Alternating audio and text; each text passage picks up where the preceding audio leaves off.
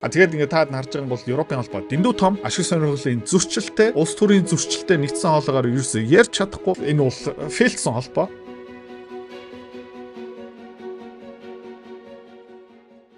Герман Берлин амьдарч байгаа хүмүүс нь анхаараарай. 11 сарын 1-нд Берлин хотод 12 цагаас 4:30-ийн хооронд анхан шатны хөрөнгө оруулалтын сургалт болох гэж байгаа. Бүртгүүлэх линк нэг бол дээр эсвэл доор 50 хүний судалтай байгаа учраас гэлцээрэй. За, тэгээ контентээр үргэлжлүүлье. Back instead meeting now with Putin in the Budapest, or at least that is the plan. За, Donald Trump Tomahawk пуужингаас татгалцсан байх шиг байна. Будапештад уулзъя. Ерөнхийдөө дараагийн Путинд уулзалтыг зохиоё. Энэгээр дамжуулаад ерөнхийдөө цүмийн зэвсэгт дайн болох магадлал нь буурж байна. Хэрнээ Европ улс төрч ерөнхийдөө тэмдэглэх ёстой, баярлах ёстой шүү дээ. Яг гэх юм бол цүмийн зэвсэг одоо хаан тесэрч дэлбэрэх юм бэ гэх юм бол Европ дэлбэрнэ. Европын улс төрчид тэрнээ ерөөсөө баярлахгүй байгаа юу хийж байна гэх юм бол энийг саботажлах гэж оролдож байна, тэ зогсоох гэж оролдож байна. Трампын хийж байгаа үйлдэлийг тэ бүтлгүүтлэх гэж has been cancelled.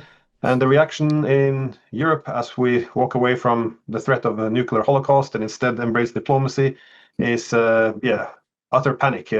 Poland said they might intercept Putin's plane if it ерөнхийдөө улам их дайн руу явхаасаа илүү дипломат харилцаа руу шилжээд орсон чинь Польшийн гадаад хэргийн сайд юу ярьж байна гэх юм бол Путиний онгоцыг Польшийн дээгүүр нисэх юм бол зогсооно. Путинийг баривчлана. Швед улсын Финланд улсын гадаад хэргийн сайд, Батлан Малтын сайд нар юу ярьж байна гэх юм бол бид нар дайндаа бэлтгэх ёстой, Путинтэй ярих хэрэггүй. Янз бүрийн тэр Poland and the UK, they're talking about sending troops now to Ukraine. Sweden's defense minister said they have to go. Europe has to go into war mode. Тэгээ улсын зүгээр хүчингийн хэрэгэн дотор ингээд живж байгаа муслим Мухаммед дотор ингээд живж байгаа хэрнээ улс төрч юу ярьж байна гэх юм бол дайн хийе гэж ярьж байна. Jesus. Also, we should prepare for war with Russia. I mean, every few decades, it looks like the Europeans prepare for some collective suicide.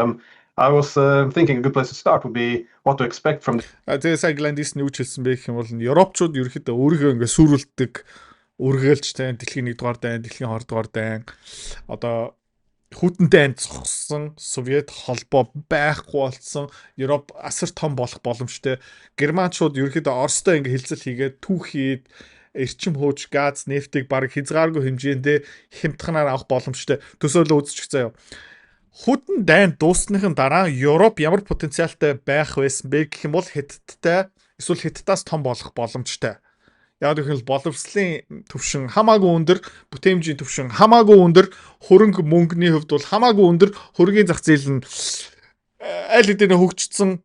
Европчууд ямар замыг сонгож байгаа юм бэ өнгөрсөн 40 жилийн хугацаанд те ер нь илт харагдаж байна те яг эсрэг те Хятадуудтай алдсаж байна хамгийн том түүхийд эрчим хүчийг нийлүүлэх талтай ингээ муудалцж байна. За тэгээд жигнэсээ Европ том болох байсан бол заяа те Европ бол амар потенциалтай байсан байхгүй юу. Тэгээ Европчууд юу хийж байна гэх юм бол яг жигнэсээ өрсөлдөгчтэй ингээ нийлж байгаа байхгүй юу. Тэгээ хэнийг ярьж байна гэх юм бол Европ амар том болоод ирэх юм бол Америкчууд айгаад эхэлнэ. Америкчууд номер 2 болох магадaltaй байхгүй юу? Гэтэ энийг Европчууд ойлгохгүй яг нохоо шиг те эзэн луга буцаагаагүй тэгээ эзэн ерөөхдөө Европ тим амар дуртай биш. Тэгээ харагдчихээн. Тэгэл Мухаммед дотор ингэж живж байгаа хэрнээ ингээд өргөжлүүлээл тэнэгч. Meeting if it does take place, will this be another Alaska? Тэгээд Путин Будапешт уулзсан юм уу тодорхойгүй гэхдээ ямар хүлээлттэй байж болох юм бэ?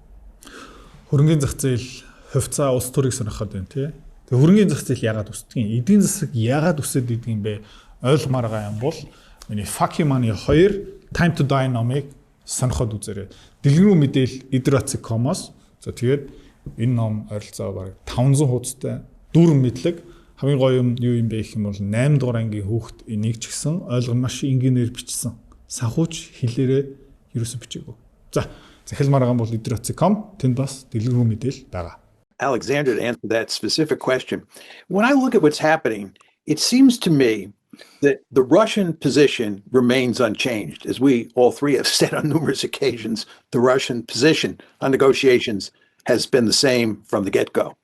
At the same time, if you look at the Ukrainian position and the European position, those remain unchanged as well. Nothing changes there.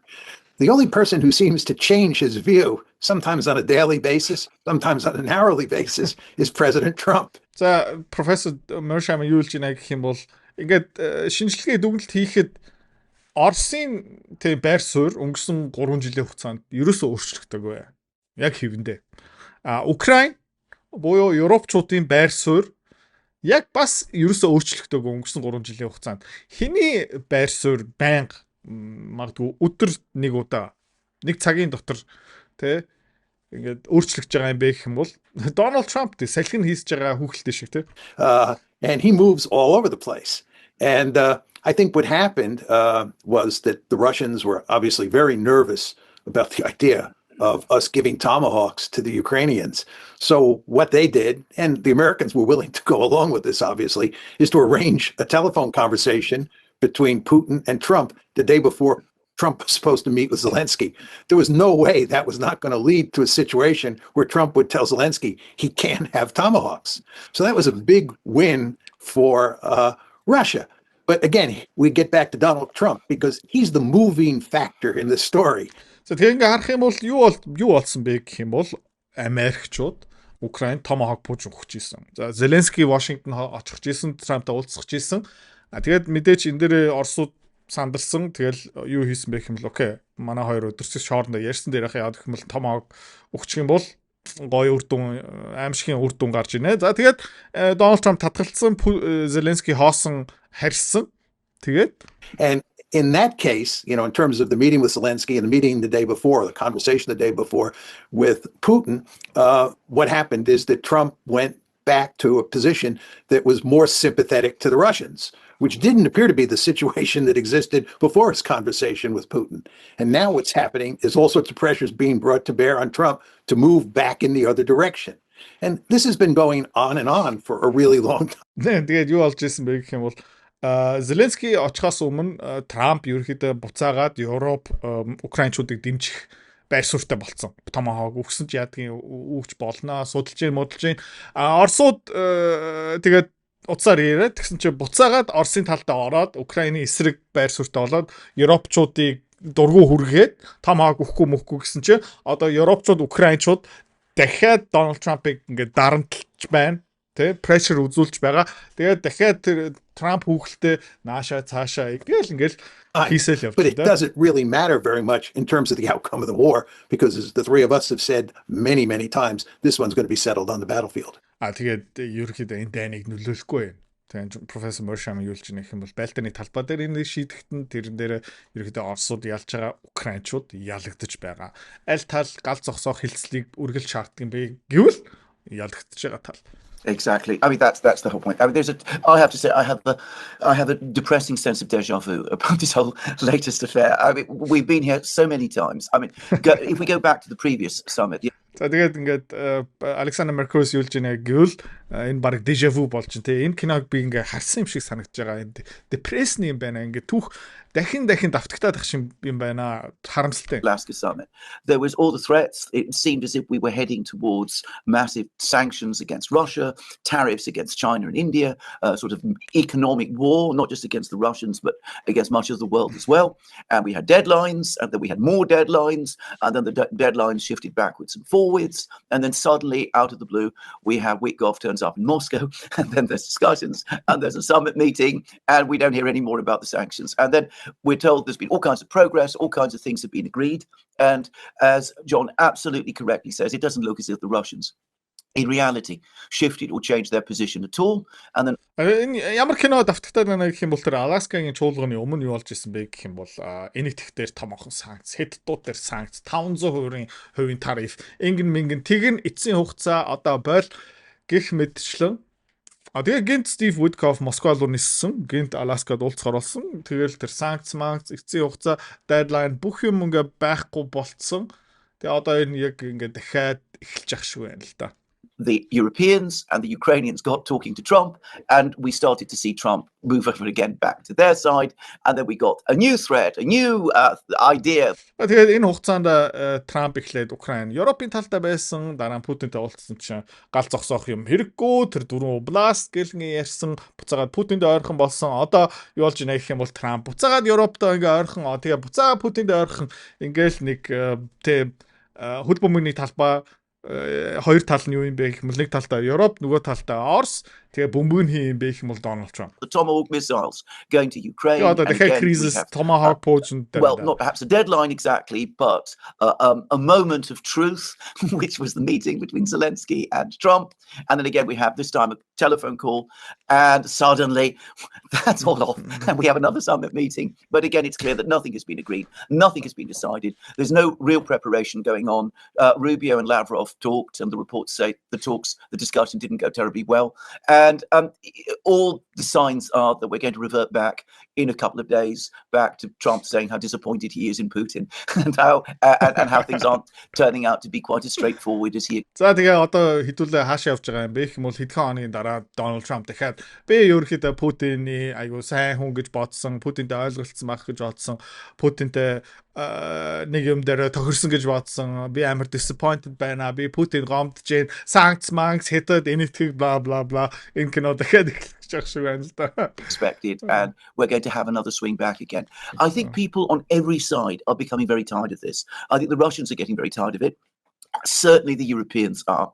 You're seeing commentaries in the British media certainly about this, and I think the general sense that's beginning to grow is that Trump does move backwards and forwards one way and the other. Тэгээд ямар мэдвч төрж байна гэх юм бол Европ байлаа гэж бодъё л та. Тийм. Одоо хэдүүлээ ингээд Европын талдаа орчие заяа. Окей, Trump Tomahawk зүсэг тий санкц тариф окей ойлголоо. Бандантаас. Yes, окей. За, окей. Яри хөшөн. Явлаа. 3 хоногийн дараа чи хинтээ ярьсан гинэ Путинтэй ярьсан юм уу? Яасан гинэ тэр Tomahawk худал юу? Бүх юм худлаа. Ямар ядаргаатай юм бэ? Тэгсэн чинь ингээд 7 хоногийн дараа яа гинэ? Окей, буцаа манай талтай юм уу? Тэгээ Путинийг бас ойлгох гэж одоо 100% Путиний талд орчих. Окей. Окей. Европыг бөмбөгт хэрэг. Окей. Дэлхийн дайн. Окей. Зогсооч. Окей. Цүмийн. Окей. Ойлголоо. Спасибо. До свидания. Гэсэн чи 7 хоногийн дараа юу гэл тим юм болж байгаа хгүй. But in the end nothing changes. Everything remains exactly the same. We их тэ мэдээлэл гарч ийн. Олон хүн паниктж ийн. Гэхдээ эцээцтэй бүх юм яг хэвэндээ байна. Яа бүх юм яг хэвэндээ байна. Always end up in exactly the same point that we were in previously. No real negotiations, no real discussions. The war goes on. Тэ жинхэнэ хилцэл болохгүй байгаа жинхэнэ дипломат үр дүн ерөөсөө гарахгүй байна. Тэгэл дайн үргэлжлэлээр л байна. Let me ask the two of you a question based on everything you just said, Alexander. I agree that nothing changes at the diplomatic rhetorical level. It's just, the eternal return of the same, right? But the fact is, as both of you know very well, things are changing on the battlefield, right? The Russians are winning the war, and the Ukrainians are in real trouble. And I think it's fair to say, and I know both of you agree with this, that it gets worse and worse every day for the Ukrainians. And at some point, the Russians are going to win this war, or the Ukrainian forces are going to collapse. But as we approach that point, and as it becomes clearer and clearer, what do you anticipate that the Ukrainians and the Europeans will do at that point in time? So John Mersheimer сая юу асуусан бэ гэх юм бол хэдүүлээ ингээд нэг киног ингээд олон дахин ингээд үзэж ах шүү байна. Тэ ингээд Трамп ингэж дипломат харилцаа яг адилхан ярьж байгаа юмнууд нь яг адилхан шаардж байгаа юм яг адилхан тэнэгтэж байгаа нь яг адилхан Kaja Kallas, Ursula von der Leyen, Donald Trump гэх мэтчлээ. Гэхдээ нэг юм тодорхой. Украинчууд ялгаж байгаа. Байлдааны талбай дээр Оросууд ерөөхдөө урагшилж байна, яалж байгаа. Эцсийн цэг ерөөхдөө ойлгомжтой. Нэг бол Оросууд ялна, нэг бол Украины цэргийн албахийн бутарч унана. Тэгээ ялагдана. Тэгээ тэр эцсийн буудлын дээр хүрээд ирсэн үедээ, тий. Украин ялгдсан тодорхой болсныхан дараа Украин ба Европчууд ямар үйлдэл хийх вэ? Ямар хариу барих вэ? Well, Alexander. Well, I was just going to say it's an excellent question because that is clearly what is happening on the battlefields. Yeah. But there is no admission of this. If you go to the way in which European officials talk, Ukrainian officials talk, it's as if that wasn't happening, that we're in a stalemate, that the Russians are bogged down. Тэгээ ингээд Европчуудыг ингээд сонсохороо, Украинчуудыг сонсохороо тийм юм ерөөсө болж байгаа юм шиг мэдрэмж төрөхгүй байна. Тэд нар юу ярьж байна гэх юм бол ерөөхдөө хоёр тал тэнцүү яаж ийн Балтины талбай дээр Украинчууд хурахгүй байгаа, ялагдахгүй байгаа. Тэг зүгээр ингээд яг царцсан дайн тэгээд Украин ялах боломж байсаар байна гэсэн яриа Европчууд Украинчууд яриа л. So when that moment arrives, when it becomes undeniable. За тэгээд энэ цагт ялагдсан нь тодорхой болно. Тэр моментод юу болох юм бэ гэдээ сонссон. I am not sure that there is a plan anywhere in Europe about what to do at that. Европ тийм төлөвөө байхгүй гэдэг явна. Тэ арчигт нь ялагдана. Тэгээ Европчууд юу ихээр бодсонгүй төлөвлөсөнгөө. Point. I don't know whether the Europeans are misleading themselves or deluding themselves about this. I don't know whether maybe at some level deep down inside the in the bureaucracies somebody might be talking.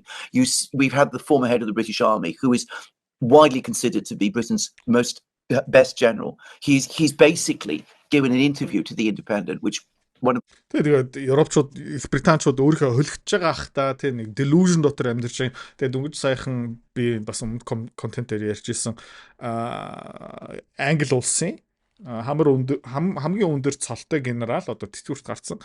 Юу хэлжсэн бэ гэх юм бол Украин ялагднаа.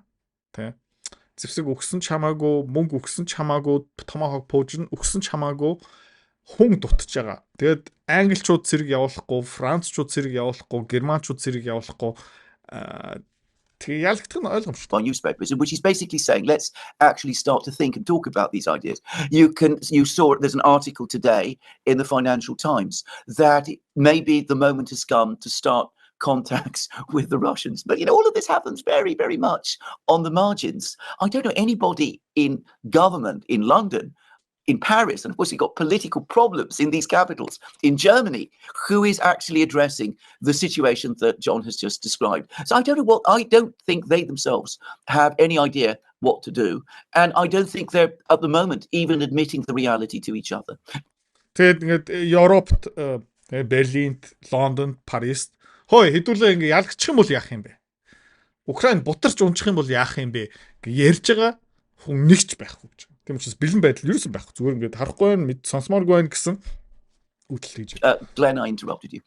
No, I just think the Europeans are in a bit of a dilemma because they can't accept a defeat, and also this is the whole idea of why they need to pull the Americans in. The assumption that if America makes a decision to fight or defeat Russia, then the weapons will somehow pop up. It's all a matter of political will. It just seems to me that the way the Europeans behave, because they want to negotiate an end to this from a position of strength, that is, if the military situation gets worse, then they're beating their chest even louder to kind of make up for it. So showing that they're ready to fight Russia, they're going to go into this industrial production, go into war mode. We're going to bring down Putin's flight. We're going to have to be real tough here to balance out how poorly things are going. But no, this has been my question for the past 3 years. What happens when the war is lost? Because it's a war of attrition. It ends when one side runs out of soldiers. When there's no more army, there's no more war. And at this point, you either need one radical escalation or you need to accept defeat. I just feel that we've gone so deep down this hole, especially since the Americans decided to walk it back a bit. The Europeans wanted to overcommit to show to the Americans that they could carry. Тэгээд байлааны талбай дээр Украинчууд улам их ялагдчих байгаа. Мэдээлүүд нь улам муудаж байна. Тэгээ Европчууд юу гэж гэх юм бол тэрийг нүхэхэд тул илүү хурц ярьж байгаа. Одоо бид нар 500 тэрбум баунд босгоно. Зэвсний үйлдвэрлэгч дэмжин, ингэн мэнгэн тэгэн Денмаркт нэг үйлдвэр байрна, Германд ингэн, Шведэд ингэн, Финлянд ингэн, тэгэн мигэн, Эстония, Латвия бүгдээрээ ингээд үйлдэл байхгүй учраас юу ч хийж чадахгүй учраас илүү их том ярих. Тэгээд Америкчууд өөрийнхөө ингээ хүн татаад Трамп айлын хүндэрсэн байгаа шүү дээ. Тэгээд Америкчууд өөрийнхөө энэ манай дайн биш ээ, энэ Жо Байдны дайн ингээ ярьсаар хагаад тэгээд Европчууд улам all in хийгээд байгаа. Their own weight. No, we should just double down over and over again. So I can't. Казинод ордог монгол хүнтэй адилхан тий. Ерөөхдөө хизээ гардаг юм бэ гэх юм бол хамаг мөнгө алдсныхаа дараа л гарч ирдэг. За нэг $100 алтлаа гэх юм бол окей би тэр $100 буцаагаад олохын тулд би дахиад $100 тавьчих. За тэгээд дахиад $100 алдчихсан бол одоо $200 алдсан байгаа шүү дээ. А тэгээд $200 дахиад олохын тулд дахиад казино руу ороод $200-аар мөрицаад тэгсэн чинь дахиад тэр $200 ингээ алдахаараа одоо би ингээд нийтдээ $400 алдсан. Тийм учраас би одоо $400 all in хийх ёстой ингээл рулетийн ширээн дээр ингээд тоглоод байгаа юм шиг гинэ. Really tell anymore. I get the impression it's still undecided. It can go both ways. They might do something crazy or they can accept a defeat. But again, in defeat, it's not going to be a pretty piece either. If Ukraine collapses, it's going to be a very humiliating defeat. The Russians will impose their will. Again, it's going to be a. Тэгээд энэ war of attrition гэж штэ Glendies New York гэх юм бол хоёр тал цэргүүдээ явуулж байгаа. Цэргүүд нь ухж байгаа. Танкууд нь дэлбэрж байгаа. Онгоц монгоц гих мэт шин эдийн засаг нь бас ингээ муудж байгаа, хэмэрч байгаа. Тэгээ энэ дайныг хэн ялах юм бэ гэх юм бол ер нь бол тэ хэний амьсгаа илүү тэ урт юм бэ. Тэгэл ерөөдөө ингээ харах юм бол Украины амьсгаа одоо дуусч өгч байгаа хгүй. Тэгээд хэн ялахтай айгүй тодорхой. Хэн живэх нь ерөөдөө ойлгомжтой.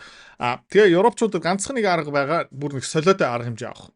Тэр юу юм бэ гэх юм бол терроризм, Путинийг яах мах эсвэл бүр цөмийн зэвсэг. Тэгээ Европчууд яах магадaltaй мэдэгдэхгүй байна. Бүр солиотой мэдрэл мод орсон.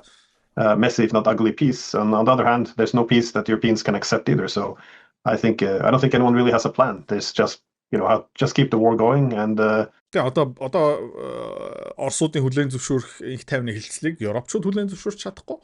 Тэгэл ерөөхдөө төлгөө ер нь гац гаргалаа байхгүй. Тэгээ энэ дайн үргэлжлэх. If we get through the day, then that's it. That's something. Тэгээ өнөөдөр хийдүүлээд авчих юм бол тэгвэл болоо.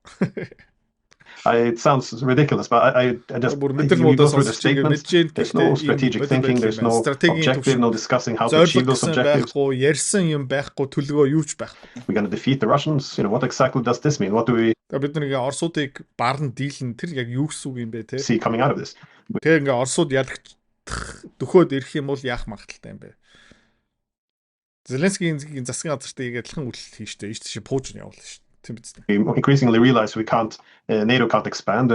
Ukraine can't get its territory back. Russia will likely win, but there's no discussion in terms of with this in mind how we can arrive at the most favorable. Тэг ингээ өнгөрсөн 20 жилийн хугацаанд болж исэн юм одоо тэр чинь нурах гээд байгаа хгүй. НАТО уламд өшөө томрон одоо ерөөхдөө фейлдэх гэж байна. Европын холбоо фейлдэх гэж байна. Украин арчигдах гэж байна. Украин талбай нутгаа буцаад авах гэсэн юм бодлоо. Possible spot there is. So it's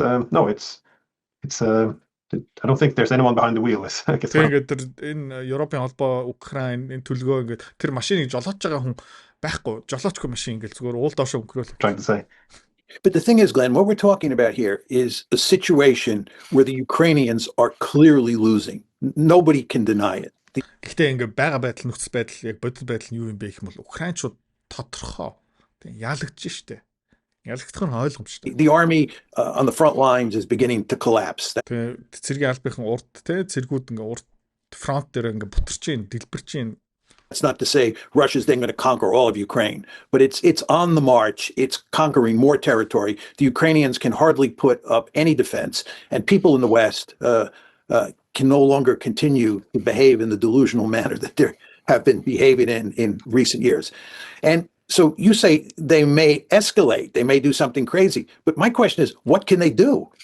Тэгээ илүү солиотой арга хэмжээ авч магадгүй гэж шүү дээ. Яг гэх юм бол цэргийн хүчээр зэвсгээр арга хэмжээ авч чадахгүй болохоор тэр мэдрэл модод тэр дараагийн escalation, дараагийн боронктой үйл хийх тэр яг юу юм бэ? What's the option here? Ямар опционтэй? They've searched for every possible military. Бараг бүх боломжуудыг ингээд судлаад одоо 19 санкц тавьсан. Одоо бүр төв банкны мөнгийг өөрийнхөө эдийн засгийг ингээд нурааж эхэлж штэ. Одоо өөр арга юу байгаа юм бэ? Option. That's why there's all this attention on the tomahawks now. The tomahawks are the magic weapon. Тийм учраас Европчууд, Украинчууд тэр tomahawk дээр ингээд төвлөрсөн байгаа. Улаарцсан байгаа. Тэр tomahawk пууч нь бол ид шидтэй. Ганцхан тэр зэвсэг өгчих юм бол бид нар Оросыг барна худлаа. This is a joke. If tomahawks were such a great weapon, why weren't they talking about tomahawks a year ago? Тэгээ tomahawk ч юм гайхамшигтай, гайхалтай, ид шидтэй зэвсэг юм бол жилийн өмнө tomahawk-ийн тухай яагаад яриаггүй юм бэ? Or 2 years ago. It's sort of the last arrow in the quiver, and as Putin has said, and as we all know, it's not going to make much difference. it's not going to affect the outcome hardly at all. And if the Russians are winning, I mean, escalation on their part doesn't matter much. They're winning. So I just don't see where the Europeans are going to go. And if you stay in the fight, even though you're losing, you just try and string it out for as long as you can.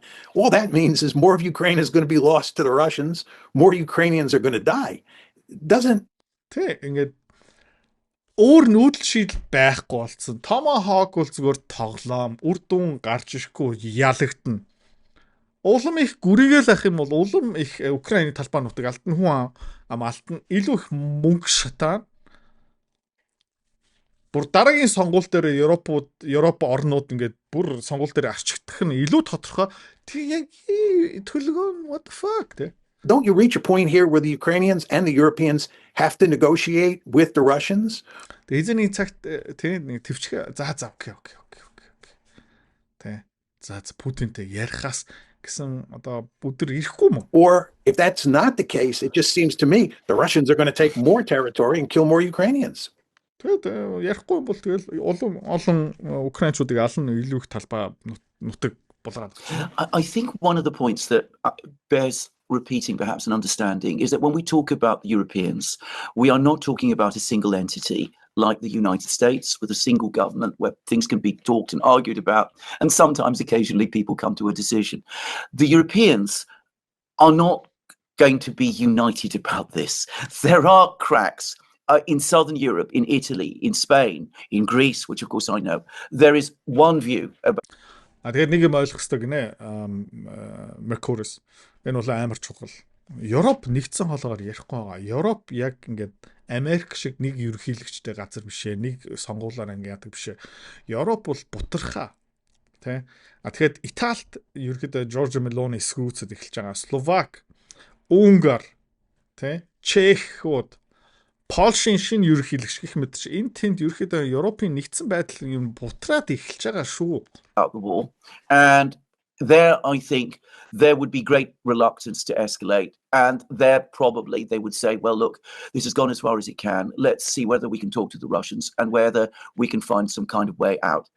Тэгээд цөмийн зэвсэг юм бүр ингээд солиотой арга хэмжээ авах гээд байгаа юм бол тий. Европыг жинхнээс сүрүүлэх гэж арга хэмжээ ямар нэгэн одоо тэр Kaja Kallas, Ursula von der Leyen бүр ингээд солиор явчих юм бол Kerstin Macron тий.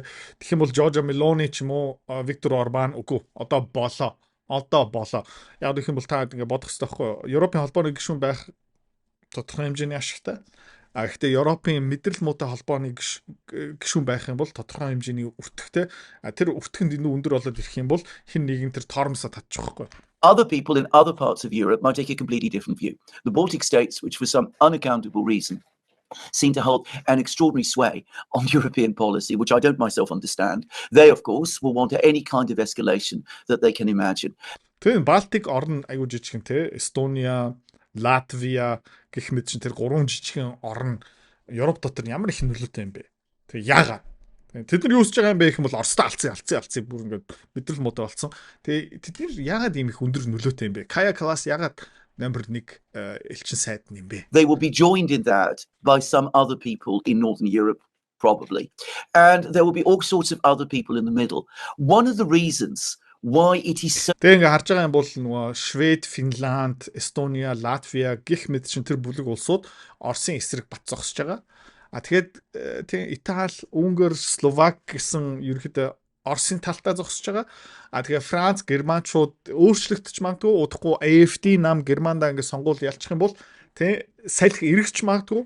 So difficult, in fact impossible politically, to discuss alternatives, to look forward, to say, well, we're losing the war and we need to think how to find ways to deal with that problem, and that might. Тэгэд нэг хүн саруул ирүүл ухаантай за хоёр талаас нь харцгаа хэдүүлээ хилцэл хий. Энэ дайн ямар ашигтай юм бэ, ямар алдагтай юм бэ гэсэн одоо ярих боломжгүй яагаад гэх юм бол энэ Европын холбоо зүгээр бутрахж байгаа байхгүй тий. Одоо энийг яриад эхэлчих юм бол дуу хоолой ингээ энэ тэндээс гарч эхэлнэ. Италиас, Грекээс гэх мэт чинь тий. Испани, Португалд энэ ерөөхдөө ямар хамаатай тий. Нидерландд ямар хамаатай тий. Скотландд энэ ямар хамаатай гэх мэт чинь. Ирландд бас энэ ямар хамаатай тий. Ямар хамаагүй байхгүй. Гэснээ ингээд энэ Европын холбооны сул талууд нь ингээд дайнлууд чирэгдээд орж байгаа байхгүй юу. Тэгээд Италичууд энэ дээр эсэргүүцэх байхаа. Германчууд ерөөхдөө бас бид нар Оросуудтай алдсаж үзсэн. Бид нар чадахгүй юм байлээ. Mean being realistic about what we can do and the need to negotiate with the Russians. The problem with doing that is that the moment that happens, the entire appearance of European unity collapses.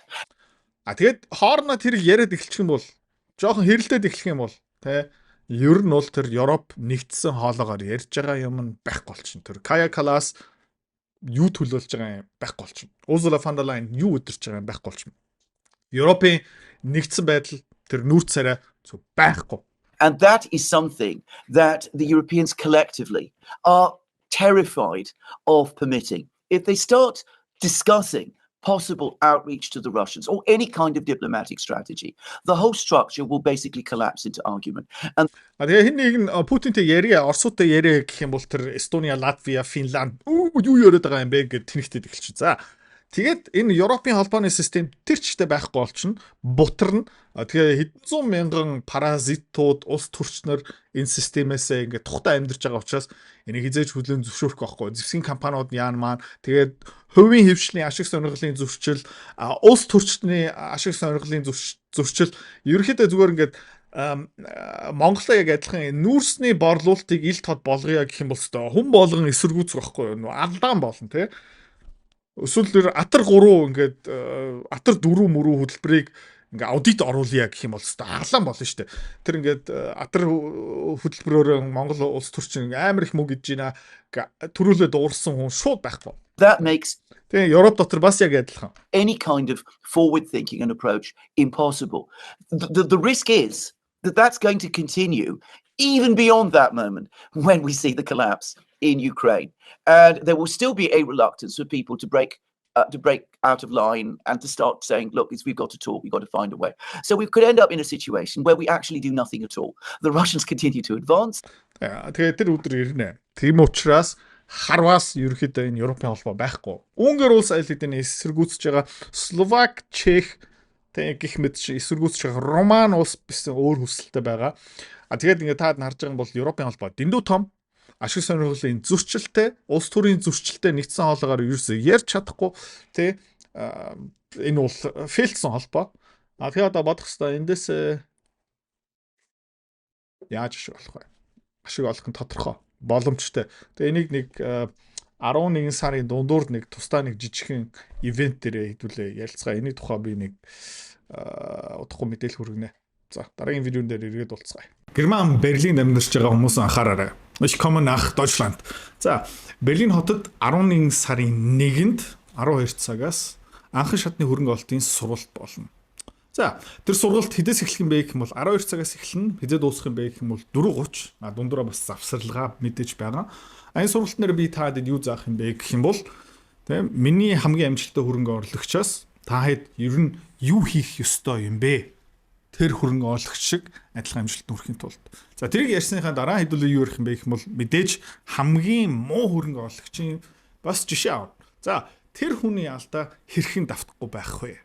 За тэгээд дундуур завсарлана. Тэр завсарлагын дундуур таадаас надаас хүссэн юм асууж болно. Бас надаас ном худалдаж авч болно. Тэгээд дараа нь юу сурах юм бэ гэх юм бол энэ Монгол үрлэн зантай хэрхэн тэмцэж ерөөдөө хоримтлал үүсгдэг болох вэ?